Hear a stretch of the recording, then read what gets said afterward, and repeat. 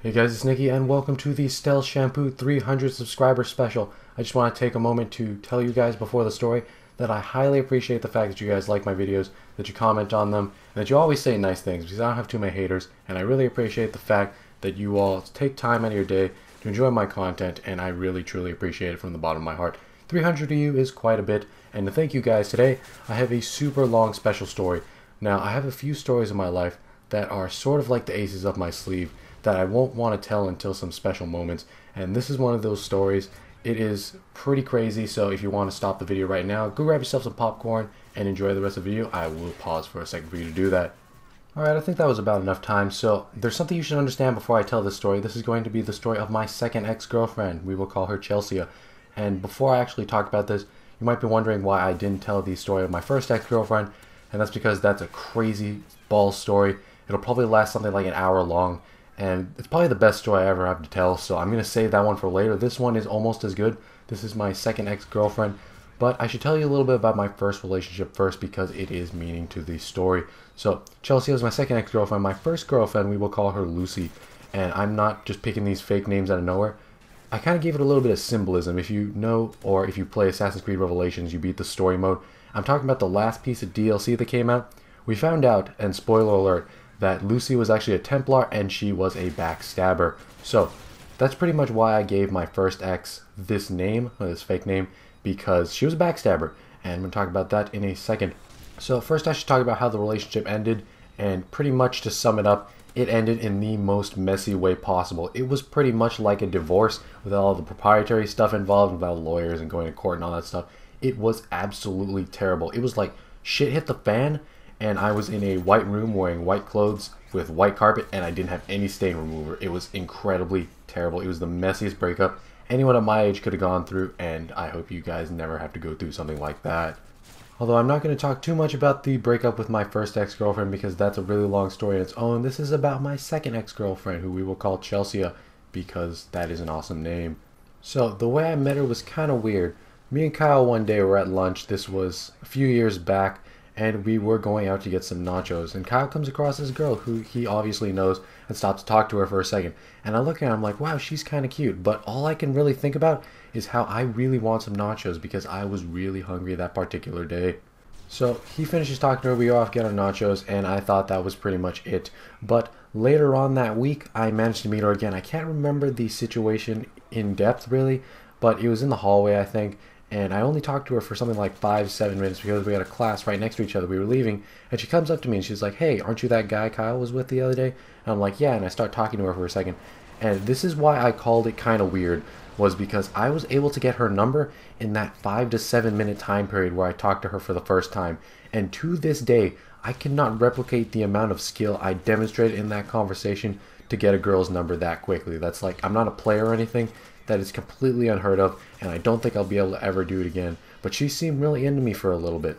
So apparently in that conversation I was so witty and charming that I managed to get her number, and unfortunately earlier that day I was eating cereal and I dropped my phone in a bowl of milk.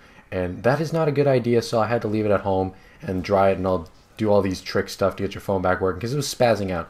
I didn't have my phone at the time. So the point is, she had to write her number on my arm, and this was a warm, sunny day. So I was wearing short sleeves, and this is all completely relevant, don't worry.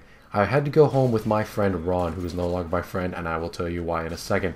But I carpooled with him home, and I was walking. He noticed that I had a girl's number on my arm. He's like, hey, who's that? And I couldn't lie to him because he'd probably see through it. He was my best friend at the time. I couldn't say it was like my home phone number or anything, so I gave him this fake girl's name. And that was really smart because I really don't like to talk about girls.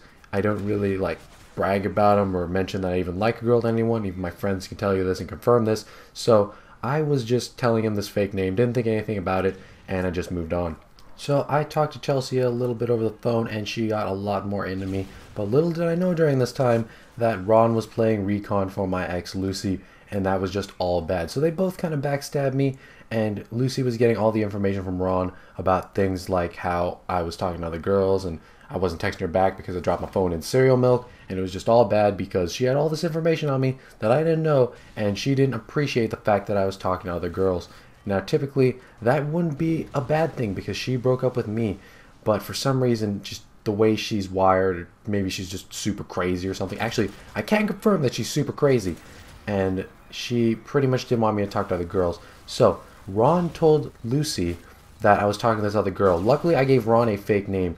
So over AIM, and yes, a very long time ago, we used AIM instead of Skype. In fact, I didn't think Skype existed at that time.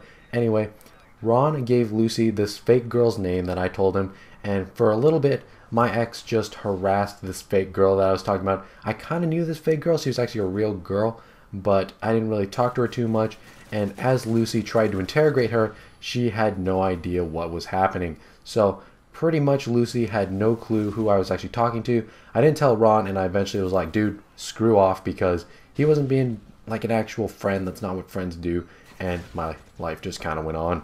So I forgot to mention one thing, and that's the fact that Lucy did not and does not go to the same school as me. So that's why she needed other people to play recon. And with Ron gone, there was no one to do that for her. But eventually word does get around, even from school to school. And people saw me hanging out with Chelsea, and eventually she found out who she was. Now that isn't too important right now in the story, but it will be later on. Eventually I asked Chelsea to hang out, and later that day I asked her to be my girlfriend. And it was pretty awesome. We had a really good first date. And it all just went downhill from there, because Lucy found out who she actually was and started bugging her once again over AIM. So finally Lucy left the fake girl alone, the girl who had the fake name that I gave to Ron, so Lucy couldn't figure out I was dating Chelsea. She found out that Chelsea was the actual girl and started off with being like, hey, I'm Lucy, I'm Nicky's first ex, and then they kind of became slightly close friends, but then all of a sudden Lucy just totally turned on Chelsea and started telling her bad things about me, trying to get us to break up. And there was one particular instance where I was really, really close to losing Chelsea. Luckily, there is a third girl in this story. We will call her Laura. Laura was pretty much my best friend at the time because, well, Ron's gone. So Laura was pretty much my best friend, and we had like mutually friend zone each other because we both liked different people, and it wasn't really a problem that, you know, friend zoning. It's usually a cruel thing, but not when you do it mutually. So she was able to back me out of a lot of bad situations because she knew all of us. And this one particular instance, it was terrible. So every now and then, Lucy would tell Chelsea something and Chelsea would get mad at me. I would be able to fix it sometimes. Sometimes I need Laura's help because she knew all of us. She was able to kind of be the peacekeeper, and we were able to function perfectly fine that way. But one day, I couldn't handle the situation on my own. So I had tried to get rid of Lucy. I didn't really talk to her anymore. I ignored all her texts and everything, but that made her really mad. So she decided to make Chelsea mad at me as well. She told me I remembered her anniversary with her, but she bet Chelsea that I wouldn't remember our anniversary. And to be completely honest, I didn't remember either of our anniversaries, which obviously is a pretty huge mistake, and Chelsea got really mad at me for that. But Laura was able to bail me out of it, and all was fine. After that, I somehow managed to completely get rid of Lucy. I guess she gave up or something and moved on, and I haven't talked to her since that day. Anyway, this story wouldn't be as awesome as it is if things just went smoothly from there on. No, it wasn't just all peaches and cream. Chelsea eventually moved away, and by eventually I mean shortly after Lucy left. So as soon as things started getting okay again, Chelsea decides that it's kind of time to move away. Although she didn't really decide it, it was more of her parents' decision. So because she was such an awesome girl, and really quick thing, she was probably able to run the pit on COD 4 faster than any of us, I decided to keep the relationship alive. I couldn't drive, and I couldn't take the bus to my town to hers, so it was kind of hard to keep it together, but I liked her so much that I tried to do it as best as I could, and she tried as well. So every weekend, she'd go over to her grandma's house, and grandma lives a few blocks away from me. I would walk or take the bus over there, and we would go on a date pretty much every weekend for a while. So pretty much the relationship was really good until pretty much it started to go downhill. And that part where it started to go downhill was a special date. It was on her birthday. It was one of our anniversaries as well, although I can't remember what particular month anniversary it was because I am really bad at remembering these things. And also, it was at a park, and she likes parks and the outdoors and stuff, as well as COD 4, which is awesome. But yeah, so that's where it all started going downhill from there. So I made a couple of key mistakes at this date, and I want you guys to learn from it if you're guys. And I also need a little bit of help. I'll mention that in a second. But the first key mistake I made was I didn't pick out a very good birthday present. Now, you got to keep in mind the fact that it was her birthday and her anniversary. So she probably expected something really pretty like a ring or a big box of flowers and big vase of chocolate. I have no idea what she expected. So please leave a comment below for future reference, what should I have given her? But what I did get her was a $20 iTunes gift card, and it wasn't the worst gift in the world. I mean, it was a really pretty iTunes gift card. It had pink on it, and that one person who holds an iPod with their headphones in, and it wasn't the most terrible gift ever, but I don't think it was quite what she was expecting. I mean, I don't think she could have expected much from me because she's been with me for a while, and she probably should have figured out by then that I was pretty bad at getting people presents. In fact, one time, for Ryan's birthday, I believe I got him a pack of batteries, and the batteries actually turned out to be helpful because he had a Wii remote that just recently died, so the new batteries helped out there. But yeah, I am just not good at getting people presents. I'm not sure if that's like a skill you can improve on, but it is something that I need to fix later on. So that was mistake number one. If there's anything to learn from that, it's guys, learn to get good presents, although I'm not too sure how you can learn to do that. Anyway, that was mistake number one. Mistake number two was not exactly my fault. In fact, I still don't think it's my fault to this day, but she did, and in Chelsea's eyes, that's really all that mattered, was that it was my fault. So what had happened was I had managed to steal her away from the party for a little bit and talk to her, and I actually kind of got cheated out of my last kiss with her because, well, I didn't know that it was the last time I'd ever go out with her at this party, but it was.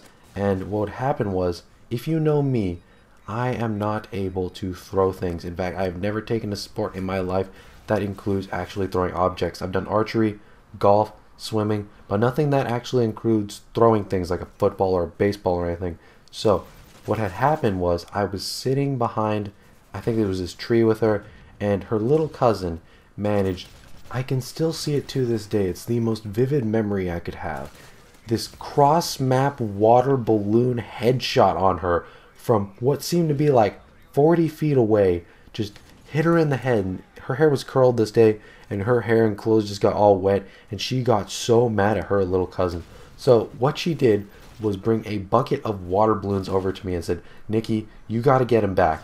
And I had what seemed to be 30 water balloons, and I could not hit this kid, and it wasn't exactly my fault because I can't throw things. But yeah, so I was kind of being yelled at by her for not being able to hit her little cousin with a water balloon, rather than she should have been mad at him for messing up her hair. I don't quite understand how that worked, but she eventually got over it after the date, and I kind of didn't get my last kiss there because he hit her right in the back of the head, which really was funny. I still think it was funny to this day, and don't tell her if you ever meet Chelsea in real life. Now, I don't quite understand the girl logic in her being mad at me, but at least it didn't last for too long. So next up, she got her phone taken away, and I wasn't able to talk to her for a while. So the date didn't go too well, and shortly afterwards she got her phone taken away since we don't live near each other anymore, and she kind of got banned for some reason from going to her grandma's house. I had no contact with her for what seemed to be like 1 or 2 weeks, and the relationship just kind of died down there because at that point I stopped feeling the spark you get in your stomach. You know how you get butterflies when you see a girl you like? That kind of went away, and I didn't really feel it anymore. And right here is the other thing I want you guys to take away from this story.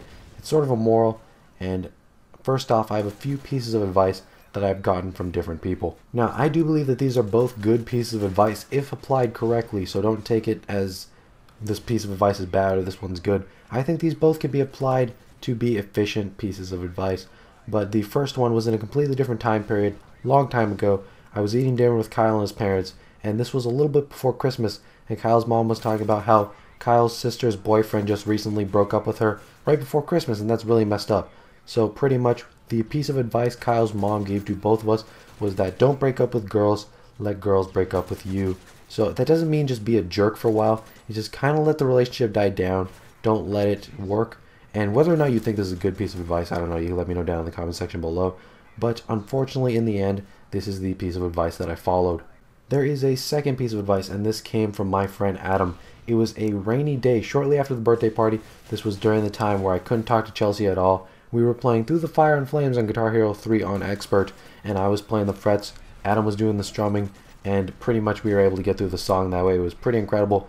But I was talking to him about this situation, how I didn't feel the spark in my stomach anymore, and I told him that I was going out with Chelsea because he didn't know I didn't hang out with him too often. He just so happened to come over that day, and he was like, wait, do you mean Chelsea? And then he started last name, like, yeah, and he's like, you are absolutely crazy. That is an amazing girl. Don't break up with her. Just, you got to get the relationship back together. And that was not the piece of advice I took, unfortunately. So eventually Chelsea got her phone back, but she still couldn't go over to her grandma's house, and I really haven't seen her since her birthday party, really.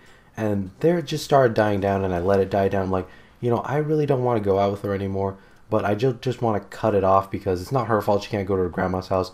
That'd be kind of a douche move, so I just sort of let it die, and in its own, I think that was also a douche move in retrospect, but I just didn't do anything. I mean, she would talk to me first and text me all the time, and I just kind of be like, yeah, whatever, and I didn't really care too much. I mean, she was still there, and I didn't appreciate it anymore. And that's what you guys need to take away from the story, is that you got to make it work. And even if the girl is not someone you can see too often, she was really awesome, and I pretty much regret to the day that I broke up with her.